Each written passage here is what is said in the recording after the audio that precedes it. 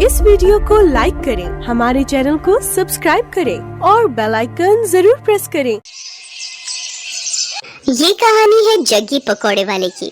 जग्गी की पत्नी सीमा और जग्गी दोनों मिलकर पकौड़े बेचा करते हैं। जग्गी के पकौड़े लोगों के बीच काफी प्रसिद्ध हैं। जो एक बार उसकी दुकान में आता है वो बार बार आना चाहता है। पकौड़े खा लो, पकौड़े, गर्मा गर्म पकौड़े, प्याज के पकौड़े, आलू के पकौड़े, मिर्ची के पकौड़े। एक बार खाओगे बार बार आओगे। राजू और उसके दोस्त दिनकर को आज पकौड़े खाने का मन हुआ तो वे नुक्कड़ के पकौड़ों की सबसे फेमस दुकान यानी जग्गी पकौड़े वाले की दुकान की ओर बढ़ चले। आज सही समय पर निकले हम दोनों, नहीं तो जब तक जग्गी की दुकान पर पहुंचते थे उसकी दुकान के सारे पकौड़े खत्म हो जाते थे। आज तो जमकर पकौड़े खाऊंगा। जग्गी के मिर्च वाले पकौड़े तो इतने स्वादिष्ट होते हैं भाई कि क्या बताऊं यार। एक बार मेरी बीवी मुझसे नाराज चल रही थी, उस रोज मैं उसके लिए जग्गी के पकौड़े ले आया। अरे राजू भाई क्या बताऊं, एक वो दिन है और आज का दिन है। मेरी बीवी मेरे से ऊंची आवाज में बात तक नहीं करती, नाराज होना तो छोड़ ही दो। राजू और दिनकर बातें करते हुए जग्गी की दुकान के बिल्कुल नजदीक पहुंच गए थे। तभी उन्हें दूर से जग्गी की दुकान पर भारी भीड़ दिखाई दी। अरे दिनकर भाई, कहीं आज भी हम लोग लेट तो नहीं हो गए? देख रहे हो जग्गी की दुकान के बाहर लोगों की भीड़। दिनकर दुकान की ओर देखता है, लेकिन एक बात उसे अजीब सी लगती है। उसने देखा कि दुकान के बाहर जितने लोग थे लगभग सभी के हाथ में डंडे थे, कुछ ने पत्थर भी उठा रखे थे। अरे राजू भाई, भीड़ तो दिख रही है, लेकिन भीड़ में लोगों ने डंडे और पत्थर क्यों उठा रखे हैं? कहीं कोई गड़बड़ है क्या? उन्हें कुछ समझ आता उससे पहले लोगों के जोर जोर से चिल्लाने की आवाज आने लगी और सभी गुस्से में कह रहे थे, मारो मारो मारो इसे, छोड़ना नहीं है, मार इसका, मार मार।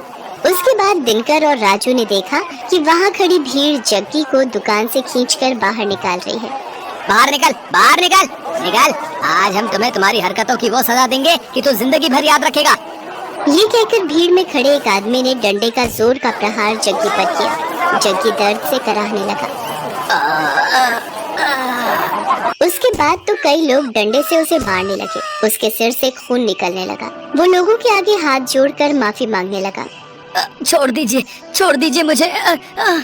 तुम्हें छोड़ दूं? हैं? तुम्हारे जैसे बेशर्म पकौड़े वाले को छोड़ना मतलब तुम्हें गलत काम करने की छूट देना। ये कहकर भीड़ में से ही एक आदमी ने अपने हाथ में लिया पत्थर उठाया और उसकी ओर तान दिया। ये देखकर जग्गी दुकान से निकलकर तेजी से भागने लगा। ये लोग तो मेरी जान ही ले लेंगे, मुझे किसी भी तरह यहाँ से निकलना होगा। जग्गी आगे आगे भाग रहा था और गुस्साई भीड़ उसके पीछे। राजू और दिनकर को अभी भी समझ नहीं आ रहा था कि आखिर ऐसा क्या हो गया कि लोग जग्गी के पीछे पड़े हैं। लोग उसे बेशर्म पकौड़े वाला क्यों कह रहे हैं? लोगों के इस तरह जग्गी पर भड़कने का कारण समझने के लिए कुछ समय पीछे जाना पड़ेगा। 410, 430, 490, 500, आज की कमाई 500। अगर इसी तरह कमाई होती रही तो तेरे लिए चांदी की पायल बनवा दूंगा। अजी मुझे पायल वायल नहीं चाहिए। क्यों, क्या हुआ? हमेशा तो गहने की रट लगाए रहती है। हाँ गहने मुझे चाहिए, लेकिन ईमानदारी के पैसे से। अरे तो मैं कौन सा स्मगलिंग कर रहा हूँ, ईमानदारी से ही तो पैसे कमा रहा हूँ। देखिए जी, ये आपको भी पता है आप कैसे पैसे कमा रहे हैं। पकौड़ों को बनाने के लिए आप क्या करते हैं? अगर किसी को पता लग गया ना तो फिर बवाल हो जाएगा, कोई आपको छोड़ेगा नहीं। अरे तू चुपचाप रह, फालतू की बड़बड़ मत कर। मुझे जैसे बेचना है पकौड़े मैं वैसे ही बेचूंगा। जग्गी बहुत ही बेशर्म इंसान था। वो पकौड़े तो बेचता था लेकिन बहुत ही गंदे तरीके से। वो पकौड़े के गोलों को पहले अपने गंदे बगल के तले दबाता और फिर पकौड़ियाँ तलता। उसे ये सब करने में बहुत मजा आता था। ये हो गए पकौड़े के गोले तैयार। अब इसे दबाता हूँ अपने गंदे बदबूदार बगल के तले। ये लो, ये दब गया। अब इसे डालता हूँ कढ़ाई में। ये कहकर उसने पकौड़ों को कढ़ाई में डाला। कढ़ाई से निकलने के बाद उसने पकौड़ों की ओर गौर से देखा और मन ही मन मुस्कुराते हुए बोला, ये लो, ये हो गए मेरे असली पकौड़े तैयार। सीमा मुझे और बेसन दे, मुझे पकौड़ों के और गोले बनाने हैं। सीमा अपने पति को हर दिन ये गंदी हरकत करते देखती और उसे टोकती, लेकिन वो अपनी बेशर्मी से बाज नहीं आता था। अरे ये तो क्या हर दिन चिक चिक करती रहती है, हैं? क्या करती रहती है? मैं कोई गलत नहीं कर रहा। ये तो किताबों में लिखा है कि पसीने की कमाई का मोल ही अलग है, और मैं तो पसीने की ही तो कमाई कर रहा हूँ। मेरे बगल के यानी मेरे बगल के पसीने की कमाई। अरे वही तो पकौड़ों में स्वाद भर देते हैं और लोग बार बार हमारी दुकान में आते हैं। ले तू भी खा मेरी पसीने की कमाई के पकौड़े। मुझे नहीं खाने आपके पकौड़े, लेकिन मैं अब भी कह रही हूँ आप ये बेशर्मी छोड़ दीजिए, नहीं तो ये एक दिन आप पर ही भारी पड़ेगी। लेकिन जग्गी पर अपनी बीवी की बातों का कोई प्रभाव नहीं पड़ता। वो अपनी बेशर्मी जारी रखता और अपने ग्राहकों को जो उस पर इतना विश्वास करते थे उन्हें पसीने से सने गंदे पकौड़े देता। समय इसी तरह बीत रहा था और जग्गी की बेशर्मी भी जारी थी। इस बीच सीमा गर्भवती हो गई। सीमा बहुत खुश थी। जग्गी भी ये खबर सुनकर बहुत खुश था। वाह सीमा वाह, देख रही हो भगवान की कृपा कैसे भर भर कर बरस रही है हम पर। हाँ देख रही हूँ, तभी तो आपको कहती हूँ अब तो वो काम छोड़ दीजिए, अब हमारा बच्चा आने वाला है।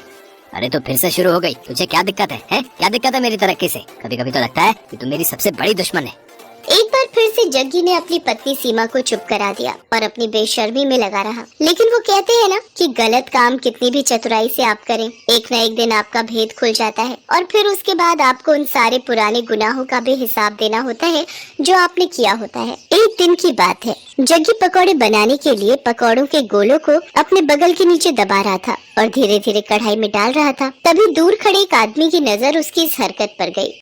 अरे ये पकौड़ी वाला जग्गी क्या कर रहा है भाई, है? अरे छी छी छी छी छी, मुझे तो उल्टी आ रही है इसकी इस हरकत को देखकर। उसने चुपके से जग्गी का वीडियो बना लिया और फिर उसकी दुकान पर गया। ओए जग्गी, तू तो बड़ा बेशर्म है? तुम्हारे ग्राहक तुम पर इतना भरोसा करते हैं और तू उन्हें गंदे पकौड़े खिलाता है? गंदे पकौड़े? ये आप क्या कह रहे हैं भाई? ज्यादा भोले मत बन और सच सच बता, तू पकौड़ों को तलने से पहले उसे अपने बगल के नीचे दबाता है ना? छी छी छी छी, ये आप क्या कह रहे हैं साहब? भला ऐसा कौन करता है? मैं तो पूरी सफाई से अपना काम करता हूँ। क्यों सीमा, बताना साहब को। सीमा ने जग्गी की बात का कोई जवाब नहीं दिया, बस अपना सिर नीचे झुका लिया। वो ग्राहक समझ गया कि जग्गी इस तरह उसकी बातों को नहीं मानेगा। उसने जो वीडियो बनाया था वो वीडियो उसने लोगों को भेजना शुरू कर दिया। जिसने भी उस वीडियो को देखा उसे उबकाई आने लगी। छी छी छी, बाप रे, मैंने भी तो इसके यहाँ के पकोड़े खाए थे। वो ऐसे पकोड़े बनाता है? इस तरह से तो वो लोगों की सेहत से खिलवाड़ कर रहा है।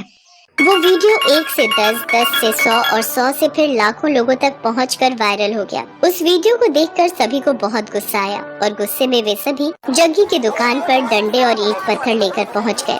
आज छोड़ना नहीं इसको, है? इसकी सारी बेशर्मी आज हम निकाल देंगे, मार देंगे इसे। हाँ, आखिरकार लोगों ने उसे पकड़ लिया। एक बार फिर से सभी उसकी पिटाई करने लगे। तभी उसकी पत्नी सीमा भागती हुई वहाँ आई और लोगों के आगे हाथ जोड़ते हुए उसने कहा, मैं जानती हूँ कि इनकी गलती माफ करने के लायक नहीं है। इन्होंने आप लोगों के विश्वास का खून किया है, आप लोगों की सेहत के साथ खिलवाड़ किया है। लेकिन आप लोग इन्हें मार देंगे तो मेरा बच्चा जो अभी मेरी कोख में है उसके सिर से पिता का साया उठ जाएगा। भगवान के लिए मेरे कोख के बच्चे पर रहम कीजिए और इन्हें छोड़ दीजिए।